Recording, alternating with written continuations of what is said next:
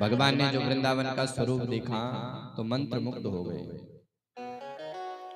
वृंदावन में सुंदर सुंदर हरी हरी हरियाली, कन्हैया उस दिव्य वातावरण, उस हरी घास को देख करके मैया के पास आए। मैया, इस वृंदावन में तो हम गैया चराएंगे। मैया कहती है, लाला तू पहले अपने को तो संभाल, 4 वर्ष को नेक सो छोरा और तू गैया चराएगा।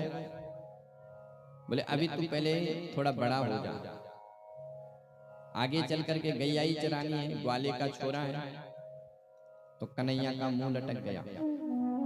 तो मैया ने मन में विचार किया कि लाला को गौ चराने की जल्दी है। तो मैया कहती है, लाला तू ऐसा कर, पहले छोटे छोटे बछड़ों को चरा, जब बड़ा होगा तो गैया भी चराना। कन्हैया राजी हो गए। अब तो महाराज कन्हैया छोटे छोटे बछड़ों को चराने लग गए। अभी छोटे हैं तो यमुना के किनारे किनारे चराते हैं। एक दिन वत्स चराते चराते यमुना के किनारे गए। यमुना के किनारे वत्सासुर नाम का दैत्य आया, भगवान ने उसका उद्धार किया। एक दिन बगुला आया, बकासुर, पूतना का भाई। जैसे भगवान पानी पी रहे थे कि बकासुर ने भगवान को अपने मुख में धारण कर लिया। सारे ग्वाल वाले चिल्लाए। कन्हैया ने भी देर किए बिना अपने शरीर को बहुत गर्म किया। बकासुर को लगा कि मैंने अंगारे को अपने पेट में धरा है, और जैसे उसके पेट को भगवान जलाने लगे तो उसने भगवान को उधर से मुखद्वार से बाहर कर दिया। भगवान ने उसके चोंच को पैर से दबाया और हाथ से उसका चोंच फाड़ दिया। बकासुर का अंत हुआ।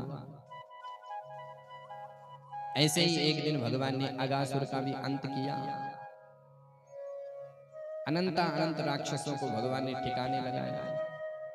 सुखदेव जी कहते, परीक्षित, भगवान जब गौचारण करने के लिए जाते हैं तो साथ में भोजन भी लेके जाते हैं, कलेवा। और भोजन लेकर के जब जाते हैं तो टेरवन में एक वृक्ष है। वृंदावन का दर्शन जिसने किया हो तो बरसाने से आगे है कोकिला वन, और कोकिला वन से भी आगे है टेरवन। वहां पर आज भी संत लोग भगवान को टेर लगाते हैं, और आज भी भगवान वहां पर भोजन करने के लिए आते हैं। तो परीक्षित जब भगवान और अन्य ग्वाल वाल जब पोटली भर भर के भोजन लेके जाते तो टेरवन में रख देते और वत्स चारण कर जब भूख लगती तो अपना अपना भोजन निकालते और सब खाते। परंतु आज जब भगवान ने अगासुर को मारा और अगासुर को मार करके जब भगवान ने ग्वाल बालों की रक्षा करी तो ग्वाल बालों ने कन्हैया से कहा कि कन्हैया, आज तेरी कृपा से हम बच गए, नहीं तो अगासुर ने हमको अपने पेट में रख लिया होता। पर अब भूख बहुत लग रही है। भगवान कहते कि चलो भोजन करने। तो सारे ब्रजवासी ग्वाल बाल भोजन करने के लिए टेरवन में आए। यमुना का सुंदर किनारा, सुंदर भोजन कर रहे हैं। अब इस लीला को देवता देख रहे हैं। भगवान जब भोजन करते हैं तो ग्वाल बाल कहते हैं कन्हैया मेरी ओर मुख कर, दूसरा कहता मेरी ओर मुख कर। तो भगवान चतुर्भुज के रूप में बैठ जाते हैं और सुंदर भोजन लीला हो रही है। कैसे लीला हो रही है? बिभ्रद वेणु जटर पठया श्रृंगे वेत्रे चकुक्षे वामे पाणो मृषग कवलम तत्पलंग निलेशो तिष्ठन् मध्ये स्वपर सुहृदो हासयन् नरमभिस्वे स्वर्गे लोके दिशति बुभुजे यज्ञ भुग बालकेली।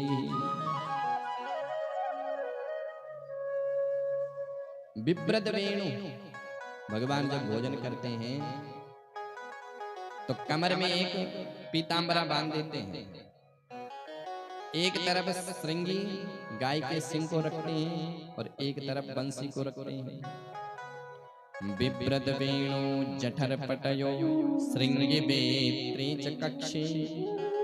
भगवान के पास तीन चीज है, गाय का सिंह, बंसी और बेत, गाय को हाँकने वाला। तो उन सब को भगवान अपने साथ में रखते हैं और भगवान भोजन करते हैं। वामे पाणु, बाएं हाथ में भगवान दही भात को मिलाते हैं, करपात्री बनकर के भोजन करते हैं और उंगलियों के बीच में खट्टा मीठा अचार का, आम का अचार, नींबू का अचार, आंवले का अचार, मिर्ची का अचार सब उंगलियों के बीच में दबाते हैं। वामी पाणो मृसंग कवलम तत्फलंगनलुषु तिष्ठन मध्ये स्वपर सुहृदो हासयन् नरमभिश्वे। और बढ़िया भगवान भोजन करते हैं और भोजन के बीच बीच में खूब हास परिहास, हंसी मजाक चल रही है ग्वाल बालों से। श्री धामा कहता है कि कन्हैया मेरा लड्डू देख कितना मीठा है। तो पहले खुद खाता है और फिर भगवान को खिलाता है। तोस कहते हैं कि कन्हैया देख मेरी लस्सी कितनी अच्छी है। तो पहले खुद पीता है और फिर भगवान को पिलाते हैं। तिष्ठन मत्ते स्वपर सुहृदो हासयन् नरमभिस्वे स्वर्गे लोके विशति विभुजे यज्ञ भुग बाल के लीली।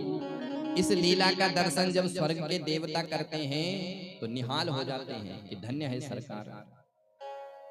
यज्ञ के भोक्ता नारायण, ब्राह्मण देवता भोग लगा लगा करके थक गए लेकिन भोग नहीं लगाते। लेकिन धन्य है सरकार जो इन ग्वाल वालों के साथ जूठा मीठा खा रहे हैं। देवता तो देख देख करके प्रसन्न हो रहे हैं, निहाल हो रहे हैं, लेकिन ब्रह्मा जी की चार खोपड़ी चक्कर खा गई। चारों खोपड़ी में खुजली मच गई कि ये काय का ब्रह्म, ये भगवान नहीं हो सकता है। अरे भोजन के नियम होते हैं। भोजन जब कोई करता है तो भोजन को सबसे पहले जल से अभिमंत्रित किया जाता है। भोजन खाने से पहले हाथ पैर धोए जाते हैं, लेकिन इसने ना तो हाथ धोए ना पैर धोए। भोजन मौन होकर के करना चाहिए, लेकिन ये तो हंसी मजाक चल रही है। ब्रह्मा जी को लगा कि ये भगवान नहीं है, तो ब्रह्मा जी ने लीला करी और इधर तो भगवान भोजन पा रहे हैं और उधर ब्रह्मा जी ने सारे बछड़ों को गायब कर दिया, अपने सत्यलोक में ले गए। ग्वालवाल कहते हैं कन्हैया बछड़े दूर दूर तक नजर नहीं आ रहे। कन्हैया कहते हैं कि मैं पता करता हूँ।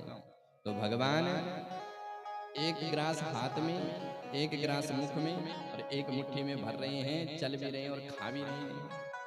तब तक ब्रह्मा जी ने इधर से ग्वालवालों का भी हरण कर लिया। अब कन्हैया उधर जाए तो वत्स गायब, इधर आए तो ग्वाले गायब। भगवान ने मन में विचार किया कि ये क्या हो रहा है। जो दिव्य दृष्टि से देखा तो सब समझ गए कि ब्रह्मा जी की करामात है।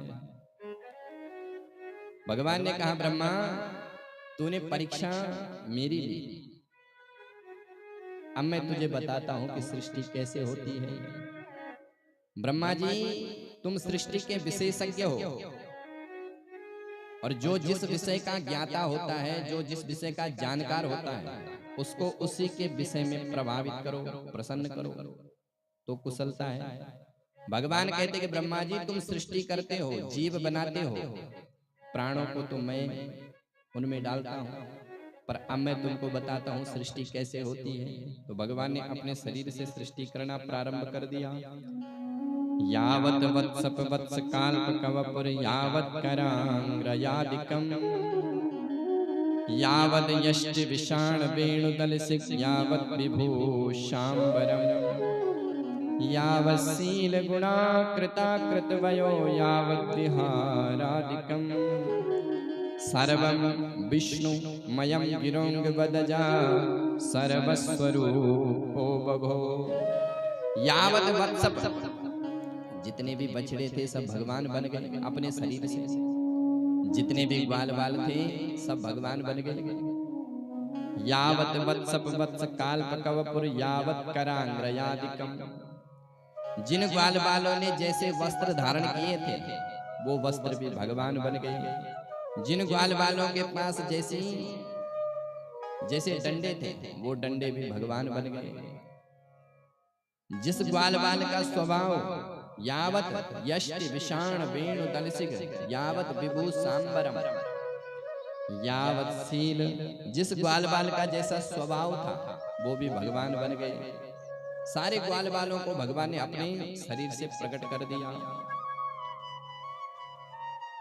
सर्वं विष्णुमयं गिरोंग बदजा सर्वस्वरूपो बभो।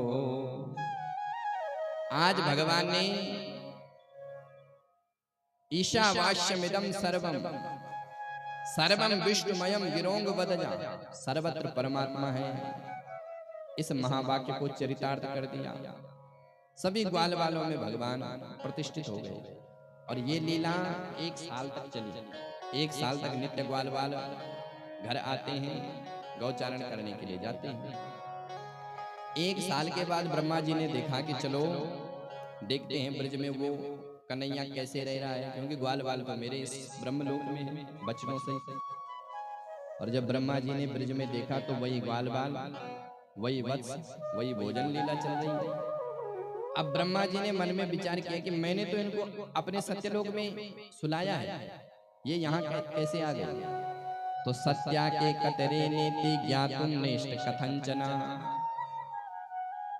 उनको देखने के लिए ब्रह्मा जी पुनः पृथ्वी लोक से सत्यलोक में गए। उधर देखा तो ग्वाल बाल सोए, इधर आए तो ग्वाल बाल सब लीला कर रहे हैं। अब ब्रह्मा जी समझ गए कि ये साक्षात परब्रह्म है।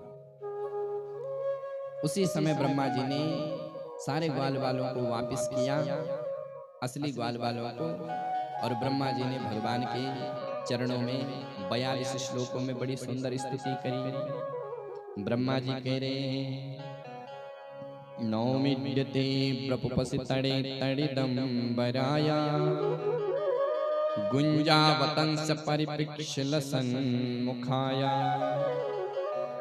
वन्यस्त्रजे कवलवेत्र विषाण वेणु लक्ष्मी श्रिये मधुपते लक्ष्मी श्रिये पशुपते पशुपांगजाया।